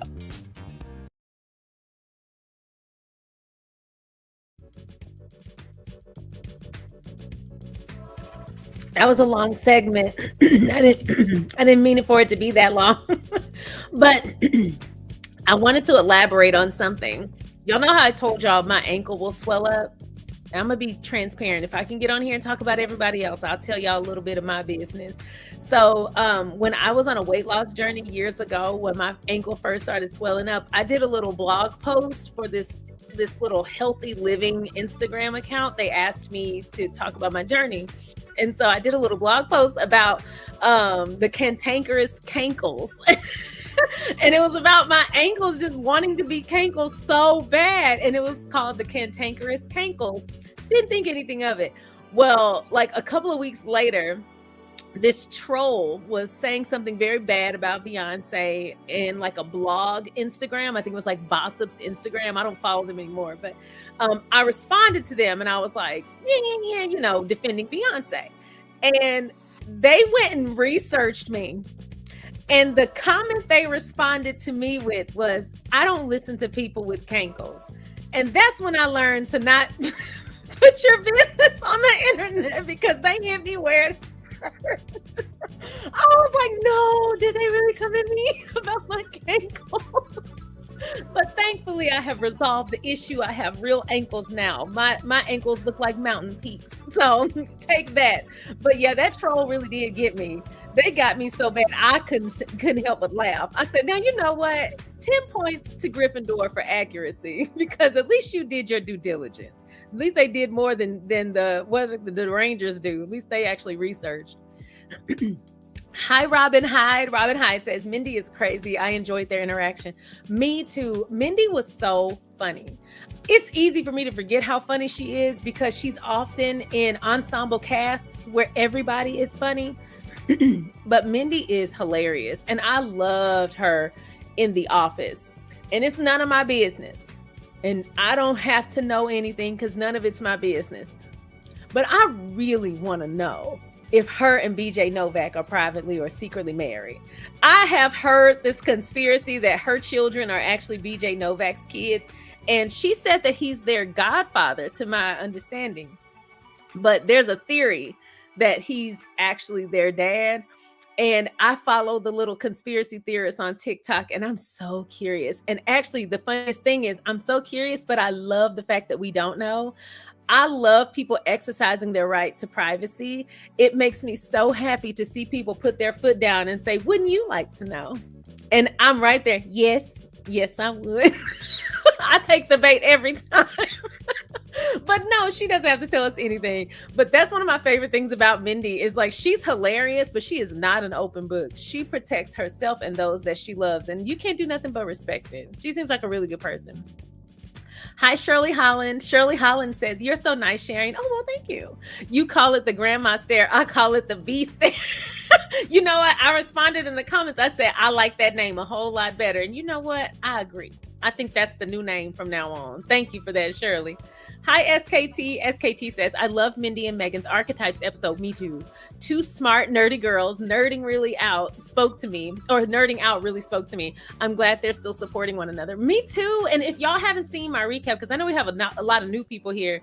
If you haven't seen my recap of all the Archetypes episodes, feel free to go back and check those out in the Royal Review playlist. Hey, Shirley Holland. Shirley says, "I'm a licensed esthetician." Ooh, say that 5 times fast. That almost took me out, Shirley. "I'm a licensed esthetician, and I use Sade products along with other natural and organic products that I make. I was amazed to know that Meghan uses her products, but not surprised." Nice. I'm glad to hear that. I'll have to check them out. I use very basic products. So I like to try new things, but I always go back to like the basics. So I'm going to try those out. Hi, Kathy G. It's good to see you. And thank you so much for being a member for 24 months. Dang, you were here in the very beginning. Thank you so much. Hello, everyone. With love, Kathy. Thank you so much, Kathy. It's good to see you. And I love your profile picture. Because that was taken very early. Meghan only had 2 posts at that time on her Instagram. I love your profile picture. How considerate. Hi, Sharon Chung. Sharon Chung says, "I always wonder why they keep calling her Meghan Markle and not Duchess Meghan." Right. Even People Magazine does it. I find it to be crazy because People Magazine got the exclusive interview before the launch or before the premiere of With Love, and they started the whole interview with Meghan Markle. I said, you are blessed enough to have this lady talk to you, and you didn't even bother to get a name right. Y'all know I have a love-hate relationship with People Magazine. I just woosah. But yes, and that was an Erin Hill article, which was a little surprising. But yeah, even People Magazine does it. The only publication that I have seen consistently call Meghan by her name is Harper's Bazaar, particularly Chelsea Sanchez. And that is why as soon as Chelsea posts anything, I read it, I repost it, I like it, I share it, I comment, I engage, because I want her to be a leading royal reporter, because I like and respect people who do it right, who do their due diligence, and they seek to show respect in all ways. Because again, yes, they're public figures, and no, they probably won't see every single thing said about them, but it's important to do the very best at everything you do. And if you are doing something from the standpoint of your profession, you should absolutely take the time to call people their real name. It's surprising how many people miss that, of how important it is to call people what they want to be called, what their actual name is. But anyway, oh, sorry, I'm getting all these updates as soon as I was about to say something else. Hi, Maureen Edwards. Maureen says, "I watched and truly loved all episodes. Never heard of Sun Tea, so we'll definitely be trying it this summer." Me too, and I'll be honest, they look like it was delicious. Everything seemed delicious. And I also love how Meghan is very meticulous about the correct temperature of things when she serves them.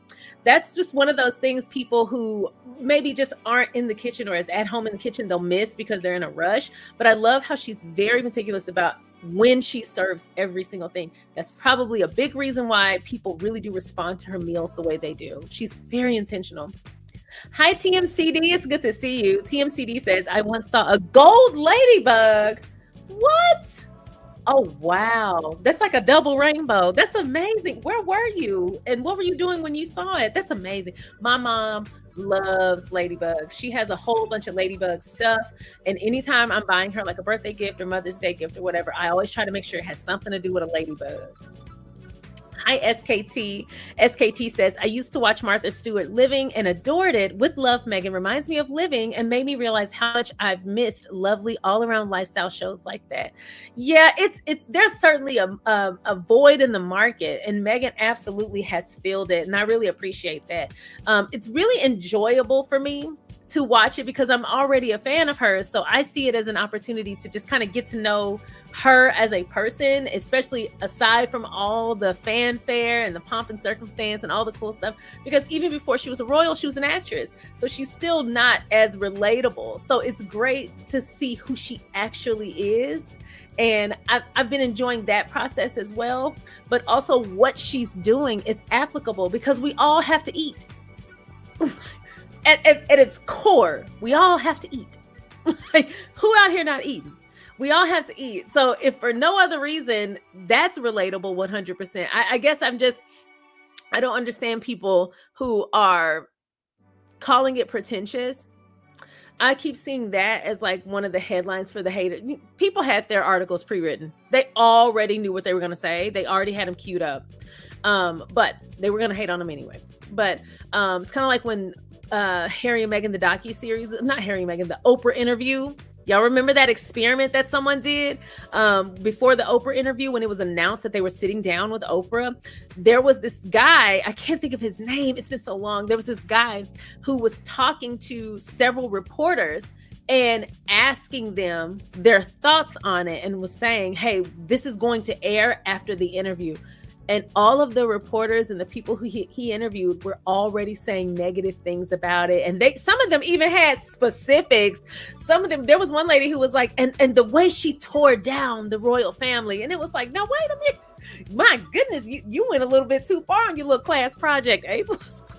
But anyway, and then he posted it to show exactly how it all goes down. They pre-decide what they're going to say and what they're going to dislike about Meghan. The fact that people are calling the show pretentious is crazy, considering the people they're advocating for have gold carriages and thrones. Like, I just genuinely, it would be funny if it wasn't insane, but anyway, it's not pretentious at all. I think the only reason they call it pretentious is because they don't like to see the type of woman that they see doing those things. Because what's new about gardening? What's new about hosting and hostessing? What's new about cooking? What's new about getting together with friends and telling fun stories? What's new about throwing a child's birthday party? None of that is new, but it's new for her. It's doing it her way. And she's showing us how she does these things and the things she's interested in. And the fact that people are saying it's pretentious is crazy, because it's like, there's been a market for this for a very, very, very long time. A very long time. I mean, I grew up looking at B. Smith. So like, this is nothing new, but I love how with the genre, each person who enters that lane, they share how they do it, the unique way they go about it. That's like saying because there's a McDonald's, there shouldn't be a Wendy's, or because there's a Burger King, there shouldn't be a Jack in the Box.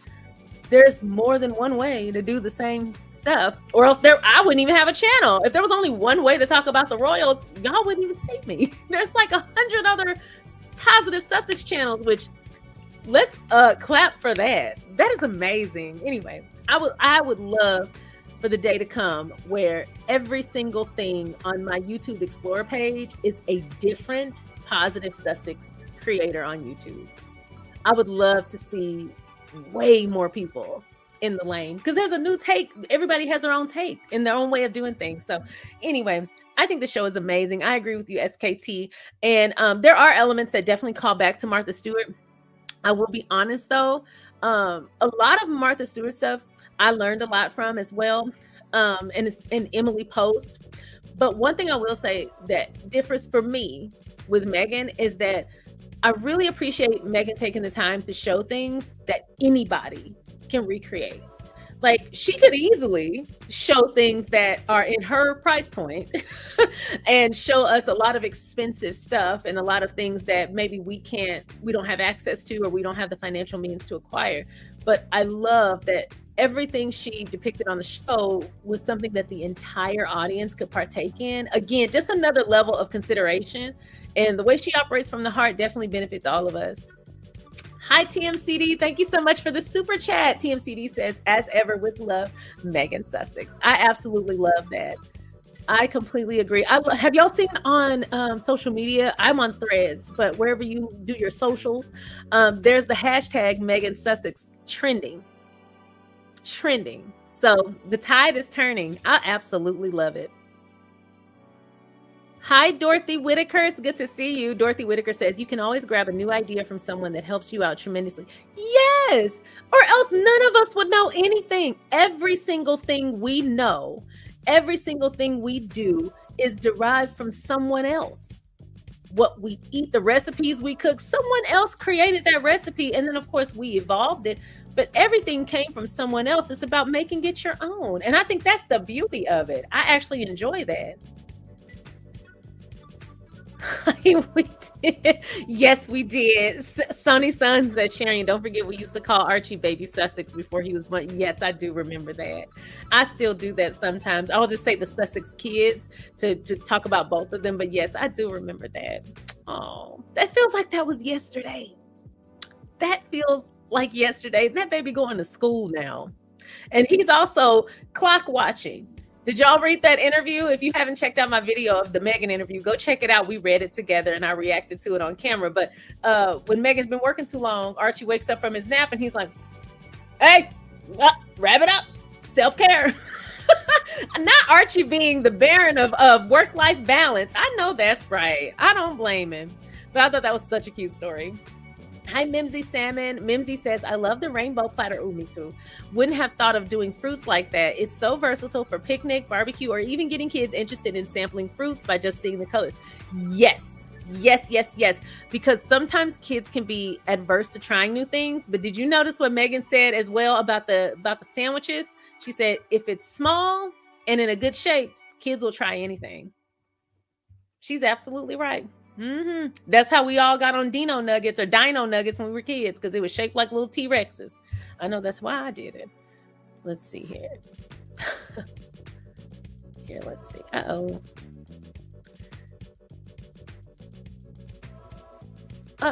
All of the old chats are popping back up. Sorry, y'all. Let me go here. Hi, Dorothy Whitaker. Dorothy Whitaker says, I'm down with anything that makes my life easier. Hello.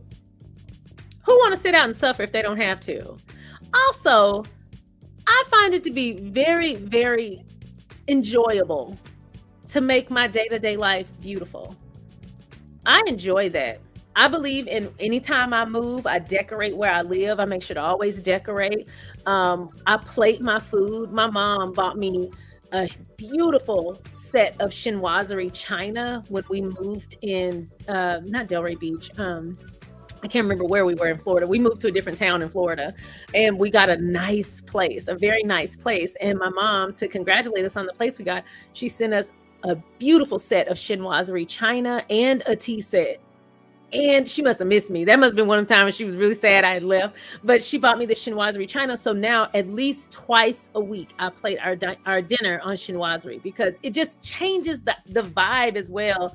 And also we light candles from time to time. There was a time where we bought a pizza because I am obsessed with Papa John's stuffed crust white pizza. But I love a good white pizza. And I put it on chinoiserie and lit candles. Because I was like, let's make this fun. I'm not a get a paper plate, put it on the couch. Now, there are days when that's necessary, but romanticizing your life, like that TikToker said, just making it fun, enjoying yourself. And when you can make the process fun, you do more of it. So if you're cooking at home and making healthier meals because you have really good pots and pans that you enjoy using, or you went and got really good ingredients that you look forward to implementing into your recipe, or you took the time to learn a new recipe that you're excited about, you get healthier. You cook at home, you're healthier. Maybe lose weight if that's your thing. I know when I cook at home, I tend to lose weight and get healthier. But anyway, if you make the process fun and enjoyable, that makes life enjoyable. Think about that. A culmination of a lot of really great moments. That's a great life. I don't see any harm in spreading more joy and fun. I for one, want to have more fun. Even the popcorn trick, because I'm one who will just grab a bag of popcorn, Orville Redenbacher, and throw it in the microwave and get me a good pickle and going about my business and some hot sauce and call it a day. Seeing her put the corn cob in the microwave was such a cool way to go about that. And then, of course, making it truffle popcorn. I've never even thought about doing that. The moment I get popcorn, I get a pickle and some hot sauce and I call it a day. Y'all know I'm country. But now I'm going to try some truffle popcorn. I enjoy that kind of stuff. That sounds so exciting. Hi, Alexis. Alexis says, Prince Archie is so cute. I think Princess Lilibet looks like him too. Yes, they are some adorable children. Did y'all see the Instagram story that Meghan posted of Princess Lilibet with Serena? That was so cute. They have a beautiful family. Ooh. Hi, Sharon Chung. Sharon Chung says, I love that one pot spaghetti dish. Me too. Have you tried it? Have you made it? Y'all let me know. Hi, Emerald. Derek, it's good to see you. Emerald says, Meghan's show is just so simple, fun, happy, and easy to do. I agree. And also, too, even if the show simply inspires to go do other stuff, that's exciting too. I had an idea, not for myself, but for anybody who's crafty and creative. There's an open lane right now with this show from Meghan for someone to, if they want a YouTube or social media or a blog or something, I would absolutely subscribe and share and promote. If someone were to do their own version of the things we saw Meghan do, so like the balloon arch, if they did several renditions of a balloon arch in different budgets, or like the crudité and doing different types of crudité on a budget or in different price points, I would absolutely subscribe to that, because I struggle sometimes with kind of thinking out of the box with decorating or like jazzing things up or just kind of like tablescapes. I kind of struggle sometimes. I'll keep doing the same thing. And so having someone kind of take Meghan's vision and do it in like a day-to-day way for like us regular folks, I would love that. I would absolutely love that. So if anybody does something like that, y'all let me know and tag me so that I can share their page and also learn from them. Hi, Dorothy. Dorothy Whitaker says, I've always liked being different. Same. I completely agree.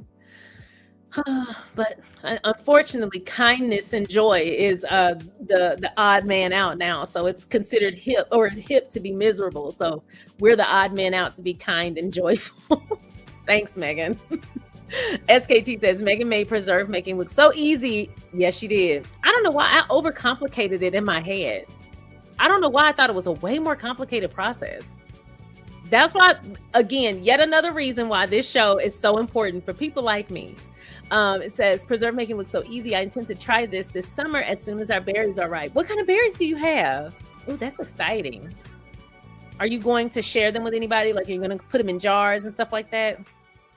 I told you, if I could get past this gardenia, I would try to grow something else. The gardenia gave me a run for my money. So I couldn't even grow a gardenia. I'm not going to really trust myself with anything edible. Not going to do that to the environment. So that's all I have for y'all today. I hope you enjoyed today's recap of episodes 1 and 2.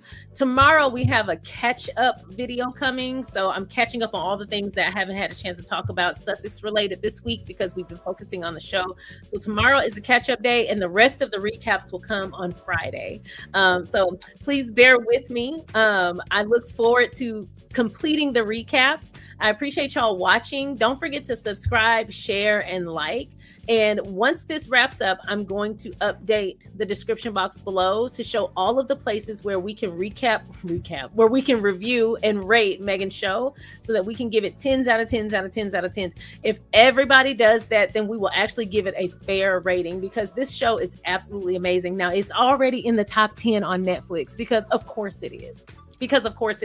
But I definitely wanted to have very positive ratings everywhere where they do film and TV reviews. So if you have the time, please take a moment to go to the description box once this wraps up and rate Meghan's show. I would really appreciate it. And it's only right.